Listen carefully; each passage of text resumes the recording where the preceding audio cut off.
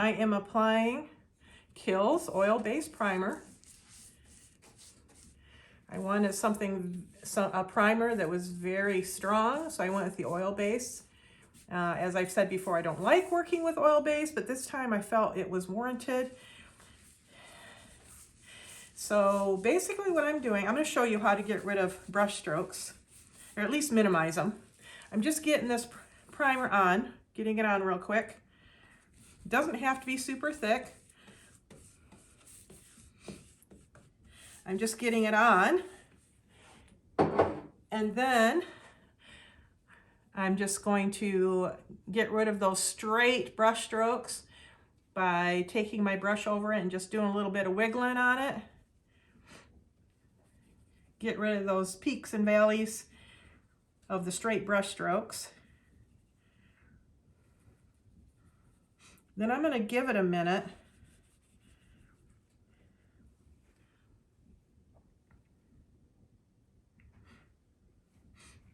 And then very lightly run my brush over it.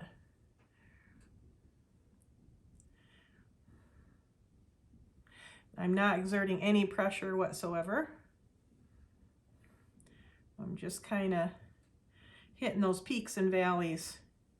And this is somewhat self-leveling, but I'm just kind of giving it a little bit of help. And if you've done it really thick and still concerned about peaks and valleys, go the other way.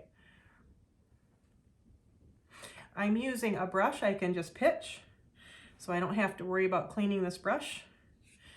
Normally you would use mineral spirits to clean anything that's oil-based, but I'm just going to pitch the brush. Got these brushes super cheap, so it's no big loss to pitch it.